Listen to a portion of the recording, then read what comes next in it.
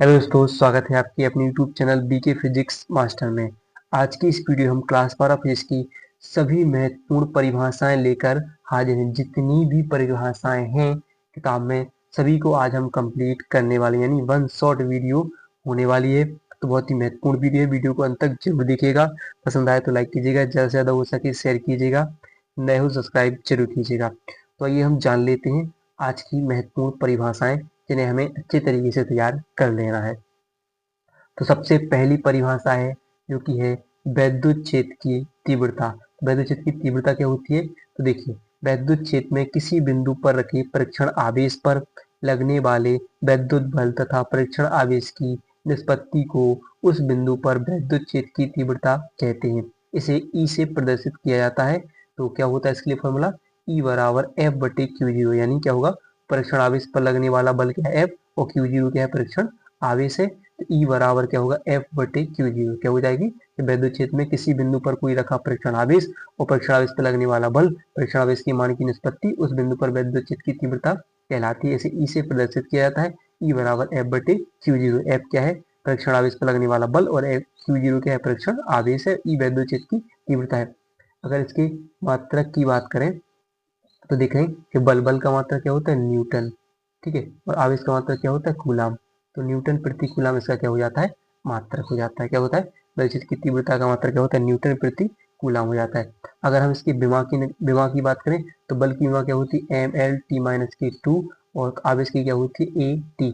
अगर ये सब ऊपर जाएंगे तो क्या होगी? एम एल टी माइनस की, जब ऊपर ए जाएगा तो इसके ऊपर प्लस का एक है, ऊपर जाएगा तो माइनस का हो जाएगा, माइनस के दो, और माइनस के एक तो माइनस के तीन, और ए ऊपर जाएगा तो माइनस के वन, यानी M L T minus three A minus one क्या हो जाएगी? इसकी वैद्युत क्षेत्र की विमा हो जाएगी। मात्रक न्यूटन प्रति कूलाम हो जाएगा। फिर अगला प्रश्न आता है वैद्युत द्विध्रुव आघूर्ण, जो बहुत ही महत्वपूर्ण परिभाषा होती है। तो वैद्युत द्विध्रुव के किसी एक आवेश के मान तथा दोनों आवेशों के बीच की अल्पतम दूरी के गुणनफल को वैद्युत द्विध्रुव आघूर्ण कहते हैं। इसे P से प्रदर्शित किया जाता है। इसका सूत्र क्या हो जाता है? P बराबर 2Q इंटू डी, यानी D हो जाएगी अल्पतम दूरी, और दोनों आवेशों में से, ऐसे मान लीजिए कोई दो आवेश रखे हैं, यहाँ पर Q और यहाँ पर Q कोई भी आवेश है, प्लस Q आवेश है, माइनस, और दो विपरीत आवेश एक दूसरे से अल्प दूरी पर रखे हैं। अल्प दूरी क्या होगी? 2a। जो डी दूरी क्या हो जाएगी? इन दोनों की अल्प दूरी। तो इन दोनों आवेशों में से कोई एक आवेश, इन दोनों के बीच की अल्पतम दूरी के गुणनफल को वैद्युत द्विध्रुव आघूर्ण कहते हैं। इसे पी से प्रदर्शित करते हैं। मात्रा क्या हो जाएगा इसका? तो आवेश का मात्रा क्या होता है? कूलाम, और दूरी का मात्रक होता है मीटर। कूलाम मीटर इसका मात्रक हो जाएगा। अगर विमा की बात करें तो जैसे देखेंगे, आवेश की क्या होती है? ए टी, मीटर क्या होता है? एल। एल मीटर की क्या होती है? एल। अगर हम इसको सही से लिखा जाए तो एल टी ए क्या हो जाएगी? वैद्युत द्विध्रुव आघूर्ण की विमा हो जाएगी। ठीक है, आज देखिए वैद्युत फ्लक्स। वैद्युत फ्लक्स क्या होता है? वैद्युत क्षेत्र में स्थित किसी काल्पनिक पृष्ठ के क्षेत्रफल से अभिलंबित दिशा में गुजरने वाली वैद्युत बल रेखाओं की संख्या की माप को वैद्युत फ्लक्स कहते हैं। इसे फाई ई से प्रदर्शित किया जाता है। बहुत ही महत्वपूर्ण परिभाषा है, इसे जरूर तैयार कीजिएगा। तो क्या हो जाएगा? फाई ई बराबर ई ई इंटू ए कॉस थीटा हो जाता है, यानी वैद्युत फ्लक्स की परिभाषा हो जाती है। इसका क्या हो जाता है? फॉर्मूला हो जाता है। तो अगला देखिए कि वैद्युत विभव क्या होता है? वैद्युत विभव देख लेते हैं। वैद्युत क्षेत्र में किसी बिंदु पर वैद्युत विभव किसी धन परीक्षण आवेश को अनंत से उस बिंदु तक लाने में किए गए कार्य तथा धन परीक्षण आवेश के मान की अनुपात के बराबर होता है। क्या होगा? कि किसी धन परीक्षण आवेश को अनंत से वैद्युत क्षेत्र के किसी बिंदु तक लाने में किए गए कार्य तथा उस आवेश के मान के अनुपात को क्या कहा जाता है? वैद्युत विभव कहा जाता है। जैसे हम देख सकते हैं, क्या देख सकते हैं, इसे v से प्रदर्शित किया जाता है। v बराबर w बटे क्यू होता है। यानी मात्रा की बात करें, एक तो मात्रक होता है वोल्ट या जूल प्रति कूलाम। वोल्ट या जूल प्रति कूलाम इसका मात्रक हो जाता है। अगर विमा बनानी चाहे तो M L T minus two होता है। सॉरी, क्या होता है कि M L square T minus three A minus one, ऐसे आप डायरेक्ट लिख सकते हैं, ए माइनस के वन। इसकी क्या हो जाती है? विमा हो जाती है। ऐसे क्या होता है? वैद्युत विभवांतर। वैद्युत क्षेत्र में किसी धन परीक्षण आवेश को किसी एक बिंदु से दूसरे बिंदु तक, इसमें क्या होता है? केवल ऐसे मान लीजिए कोई बिंदु ए है, एक बिंदु बी है, इस पर प्लस क्यू आवेश, इस पर परीक्षण आवेश क्यू जीरो है। किसी एक बिंदु से दूसरे बिंदु तक लाने में किसी धन परीक्षण आवेश को एक बिंदु से दूसरे बिंदु तक ले जाने में किया गया कार्य तथा धन परीक्षण आवेश के मान की निष्पत्ति को उन बिंदुओं के बीच क्या कहा जाता है, विभवांतर कहा जाता है। इसे डेल्टा V से प्रदर्शित किया जाता है, यानी अगर हम डेल्टा V का मतलब क्या होगा, VA माइनस VB, यानी परिवर्तन एक बिंदु से दूसरे बिंदु तक लाने में हुआ परिवर्तन, बराबर W/Q0। W मात्रक भी इसका वही होगा जो विभव का होता है, वोल्ट या जूल प्रति कूलाम हो जाता है। ठीक है, और सॉरी यहाँ पर देखिए तो आपने देखा होगा किसी, सॉरी यहाँ पर देखिए एक चीज हो गया मिस्टेक, यहाँ पर देखिए मात्रक, वैद्युत फ्लक्स का मात्रक क्या होता है कि न्यूटन प्रति क्या पड़ा, न्यूटन वैद्युत क्षेत्र की तीव्रता मात्रक क्या, न्यूटन प्रति कूलाम इंटू क्षेत्रफल क्या होता है, मीटर स्क्वायर, तो न्यूटन मीटर स्क्वायर प्रति कूलाम हो जाता है वैद्युत फ्लक्स का मात्रक। ठीक है, याद रहेगा। फिर देखिए फिर क्या है, अगला प्रश्न है विभव प्रवणता। तो वैद्युत क्षेत्र की दिशा में दूरी परिवर्तन के साथ विभव परिवर्तन की दर को विभव प्रवणता कहते हैं। विभव प्रवणता बराबर क्या होता है, डेल्टा बी बटे डेल्टा एक्स हो जाता है। डेल्टा बी क्या होता है, विभव परिवर्तन, और डेल्टा एक्स क्या होता है, दूरी परिवर्तन। ठीक है, फिर क्या होता है संधारित्र। तो संधारित्र एक ऐसी ये महत्वपूर्ण परिभाषा बन जाती है, संधारित्र ये भी महत्वपूर्ण है। तो संधारित्र एक ऐसा समायोजन है जिसमें किसी चालक के आकार में परिवर्तन किए बिना उस पर आवेश की पर्याप्त मात्रा संचित की जा सकती है, क्या कहलाता है, संधारित्र कहलाता है। फिर देखिए धारिता। धारिता किसे कहते हैं, तो किसी संधारित्र की धारिता संधारित्र की एक प्लेट को दिए गए आवेश तथा दोनों प्लेटों के बीच उत्पन्न विभवांतर के अनुपात को कहते हैं। इसे C से प्रदर्शित करते हैं, बहुत ही इंपॉर्टेंट परिभाषा है। C बराबर Q/V, यानी कूलाम प्रति वोल्ट क्या हो जाती है, इसकी मात्रक हो जाता है। ठीक है, धारिता हो जाती है। अब क्या है, अनुगमन वेग। अनुगमन क्या होता है, वह नियत सूक्ष्म वेग, इसको आप वेरी वेरी इंपॉर्टेंट कह सकते हो अनुगमन वेग के लिए। तो वह नियत सूक्ष्म वेग जिसके द्वारा चालक के मुक्त इलेक्ट्रॉन आयनों से टकराते हुए बाह्य वैद्युत क्षेत्र के प्रवाह में धन सिरे की ओर आगे बढ़ते हैं, उस अपवहन या उसे हम क्या कहते हैं, उसे अपवहन या अनुगमन वेग कहते हैं। क्या होगा, तो वह नियत सूक्ष्म वेग जिसके द्वारा चालक के मुक्त इलेक्ट्रॉन आयनों से टकराते हुए बाह्य वैद्युत क्षेत्र के प्रवाह में धन सिरे की ओर आगे बढ़ते हैं, क्या कहलाता है, अनुगमन वेग कहलाता है। इसे हम VD से प्रदर्शित कर सकते हैं। आइए और देखते हैं आगे, VD से प्रदर्शित करते हैं अनुगमन वेग कहलाता है। फिर एक इसी में एक परिभाषा बन जाती है गतिशीलता। गतिशीलता क्या होती है, तो किसी आवेश वाहक के अनुगमन वेग तथा आरोपित वैद्युत क्षेत्र के अनुपात को उस आवेश वाहक की गतिशीलता कहते हैं। क्या होगा, किसी आवेश वाहक के अनुगमन वेग तथा आरोपित वैद्युत क्षेत्र के अनुपात को उस आवेश वाहक की गतिशीलता कहते हैं। इसे म्यू से प्रदर्शित किया जाता है, यानी म्यू बराबर VD/E हो जाता है। ठीक है, फिर देखिए एक है विशिष्ट प्रतिरोध, जो भी बहुत ही important, very very important derivation है। तो क्या होता है, किसी धारावाही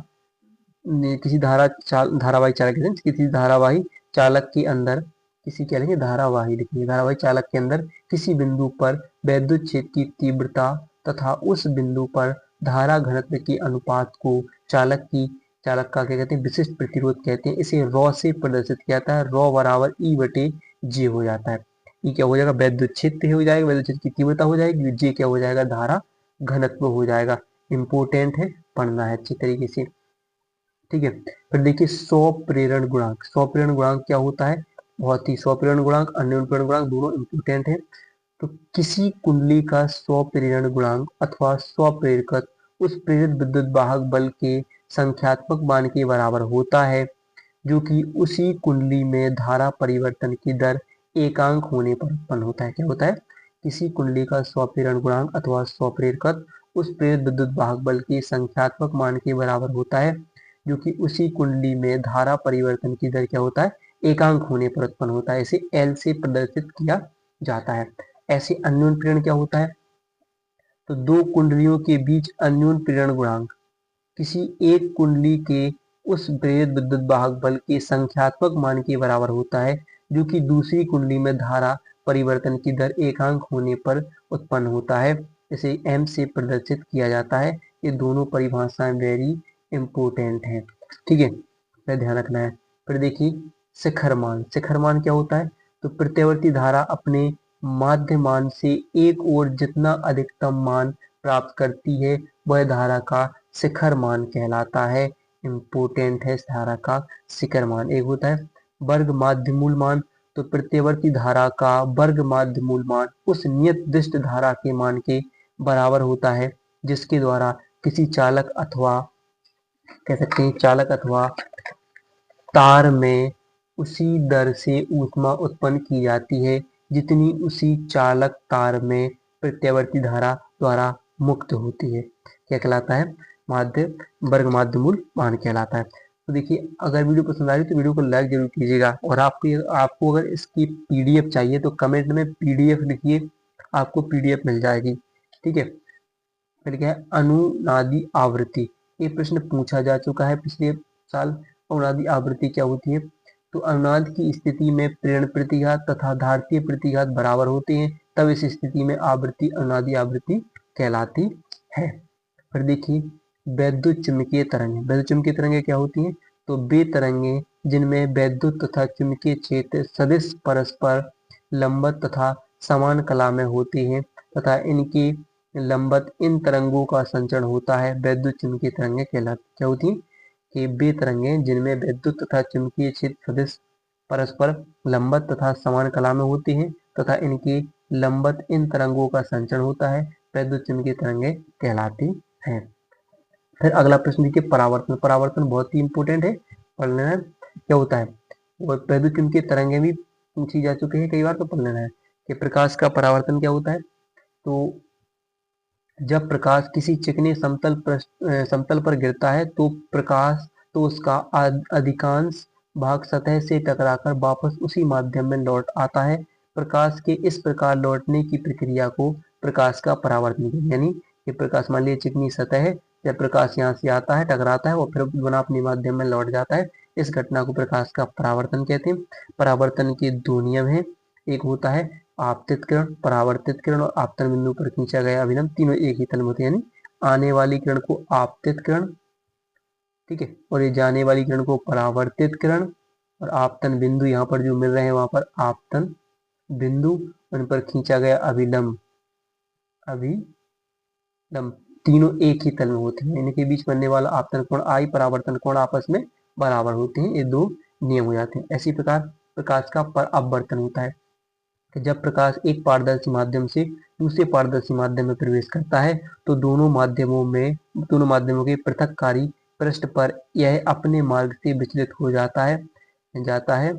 ठीक है। यह घटना प्रकाश का अपवर्तन कहलाती है। यानी जब प्रकाश एक माध्यम चलकर दूसरे माध्यम में जाता है तो दूसरे माध्यम में जाना तो उसको सीधा होता है, लेकिन उसके तल से अपने मार्ग से कुछ क्या हो जाता है, विचलित हो जाता है। इस घटना को प्रकाश का अपवर्तन कहते हैं। इसका भी वही नियम है कि आपतित किरण और अपवर्तित किरण, आपतन बिंदु पर खींचा गया अभिलंब तीनों एक ही तल में होते हैं। और इसके लिए एक वर्णीय प्रकाश के आपतन कोण की ज्या यानी साइन आई और अपवर्तन कोण की ज्या यानी साइन आर, जिसके एक नियतांक के बराबर होते हैं, यानी एन बराबर साइन आई बटे साइन आर हो जाती है। इसे स्नेल का नियम भी कहते हैं। फिर प्रश्न आता है क्रांतिक कोण। यदि सघन माध्यम में आपतन कोण को इतना बढ़ाया जाए कि एक विशेष आपतन कोण के लिए अपवर्तन कोण 90 अंश हो जाए तो इस आपतन कोण को क्रांतिक कोण कहते हैं। इसे सी से प्रदर्शित किया जाता है। तो आइए हम देख लेते हैं और आगे देख लेते हैं। इसे सी से प्रदर्शित करते हैं। फिर देखिए, सबसे इम्पोर्टेंट प्रश्न, पूर्ण आंतरिक परावर्तन। ये भी बहुत बार बन चुका है, पूर्ण आंतरिक परावर्तन। तो यदि आपतन कोण का मान क्रांतिक कोण से अधिक होते ही संपूर्ण प्रकाश सघन माध्यम में परावर्तित परावर्तित हो जाता है, यह घटना प्रकाश का पूर्ण आंतरिक परावर्तन कहलाती है। जैसे आपने देखा होगा, हीरे का चमकना, कांच में पड़ी दरार का चमकना, इस प्रकार की चमकने वाली तीन उदाहरण होते हैं, पूर्ण आंतरिक परावर्तन कहलाते हैं। फिर देखिए क्या है, कोणीय विक्षेपण। कोणीय विक्षेपण क्या होता है? प्रिज्म से निकलने वाली विभिन्न रंगों की किरणों में से किन्हीं दो रंगों की निर्गत किरणों के बीच का कोण उन रंगों के लिए कोणीय विक्षेपण कहलाता है। इसे थीटा से प्रदर्शित करते हैं। थीटा बराबर delta B minus delta R होता है। यानी बैगनी रंग और लाल रंग के लिए दो तरंगों के बीच अंतर क्या कहलाएगा? इनका कोणीय विक्षेपण कहलाएगा। फिर देखिए, वर्ण वर्ण विक्षेपण क्षमता। वर्ण विक्षेपण क्षमता क्या होती है कि जब श्वेत प्रकाश पतले प्रिज्म से गुजरता है तो बैंगनी तथा लाल रंग की निर्गत किरणों के बीच कोणीय वर्ण विक्षेपण तथा मध्यवर्ती किरण के लिए विचलन कोण के अनुपात को प्रिज्म के पदार्थ की वर्ण विक्षेपण क्षमता कहते हैं। इसे ओमेगा से प्रदर्शित किया जाता है। ओमेगा बराबर थीटा बटे डेल्टा वाई, यानी डेल्टा वाई यानी बैंगनी रंग के विचलन की रंग मध्यवर्ती क्या पड़े कि जब श्वेत प्रकाश पतले प्रिज्म से हो जाता है तो बैंगनी या लाल रंग की निर्गत किरणों के बीच कोणीय विक्षेपण तथा मध्यवर्ती किरणों के बीच विचलन कोण के प्रिज्म के अनुपात को, तो बैंगनी या लाल रंग के बीच का जो विक्षेपण होगा वही क्या कहलाएगा, उसका वर्ण विक्षेपण क्षमता होगी। फिर देखिए तरंगार किसे कहते हैं, तो किसी माध्यम में समान कलाप की स्थिति में रहने वाले कणों को स्पर्श करने वाली काल्पनिक सतह को तरंगार कहते हैं। तरंगार कितने प्रकार की होती हैं, तो 3 प्रकार की होती हैं, ठीक है, गोलीय तरंगार, समतल तरंगार, बेलनाकार तरंगार। देखिए फिर क्या है व्यतिकरण, प्रकाश का व्यतिकरण। कोई दो समान आवृत्ति की प्रकाश तरंग है। देखो अगर इसको नहीं पढ़ा तो कुछ नहीं पढ़ा, बहुत इंपॉर्टेंट है। व्यतिकरण, व्यतिकरण की शर्तें, विवर्तन, व्यतिकरण विवर्तन में अंतर, पेपर में प्रश्न बनता है। तो कोई दो समान आवृत्ति की प्रकाश तरंगे जिनके आयाम समान हो जब किसी माध्यम में एक साथ संचरित हो तो माध्यम के संचरित हो तो माध्यम के विभिन्न बिंदुओं पर प्रकाश की तीव्रता उन तरंगों की अलग अलग तीव्रताओं के योग से भिन्न होती है। कुछ स्थानों पर तीव्रता न्यूनतम जबकि कुछ स्थानों पर प्रकाश की तीव्रता अधिकतम होती है। प्रकाश तरंगों के अध्यारोपण की इस घटना को प्रकाश का व्यतिकरण कहते हैं। व्यतिकरण दो प्रकार का होता है, संपोषी और विनाशी व्यतिकरण, ठीक है, तो ध्यान रखना है। फिर देखिए अगला अगला प्रश्न करते हैं कि विवर्तन क्या है। विवर्तन प्रकाश तरंगों का किसी विवर्तक के किनारे से मुड़ना तथा विवर्तक के ज्यामितीय छाया क्षेत्र में प्रवेश कर जाने की घटना को प्रकाश का विवर्तन कहते हैं, ठीक है। प्रकाश का विवर्तन कहलाता है कि प्रकाश तरंगों का किसी विवर्तक के किनारों से मुड़ने तथा विवर्तक की ज्यामितीय छाया में प्रवेश कर जाने की घटना को प्रकाश का विवर्तन कहते हैं।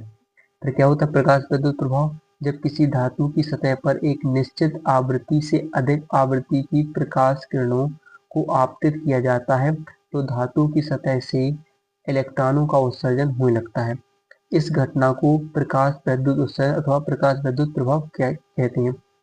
जैसे कि जब कोई धातु है, धातु की सतह पर कोई भी प्रकाश किरणों को आपतित किया जाता है तो इस धातु की सतह से इलेक्ट्रॉनों का उत्सर्जन यानी निकलना कहलाता है प्रकाश विद्युत प्रभाव या प्रकाश विद्युत उत्सर्जन कहलाता है। फिर देखिए कारफलन, वह न्यूनतम ऊर्जा जो किसी धातु के पृष्ठ से इलेक्ट्रॉन उत्सर्जित करने के लिए आवश्यक होती है उस धातु का प्रकाश विद्युत कारफलन कहलाती है। W कारफलन होगा, H जो आवृत्ति हो जाएगी है, और भी जो दहली आवृत्ति होगी, ठीक है।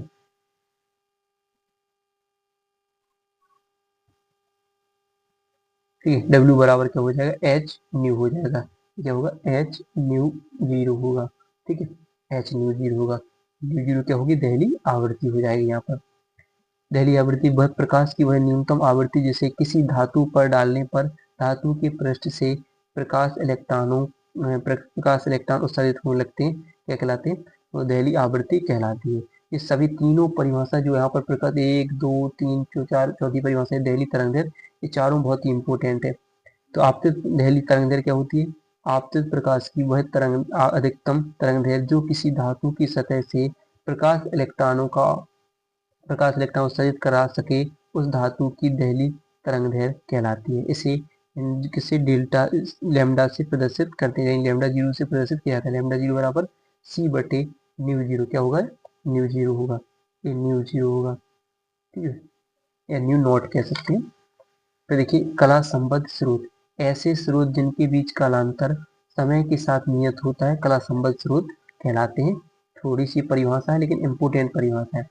फिर देखिए समस्थानिक, किसी एक ही तत्व के ऐसे विभिन्न परमाणु जिनके नाभिकों में प्रोटॉनों की संख्या समान होती है परंतु न्यूट्रॉनों की संख्या भिन्न भिन्न होती है, क्या कहलाते हैं, समस्थानिक कहलाते हैं। जैसे यहाँ पर देखेंगे हम, जैसे देखेंगे यहाँ पर क्लोरीन के समस्थानिक, देखो कि जहाँ पर देखो प्रोटॉनों की संख्या 17 समान है, बाकी ये परमाणु जो न्यूट्रॉनों की संख्या क्या है, भिन्न भिन्न है, ठीक है। न्यूट्रॉनों की संख्या यानी 35 38, जैसे देखिए हाइड्रोजन के समस्थानिक देख सकते हैं आप प्रोटॉन यानी एक एक है, लेकिन न्यूट्रॉनों की संख्या क्या है, भिन्न भिन्न है। देखो क्लोरीन के समस्थानिक, ठीक है, 17 समान है, ये अलग अलग है।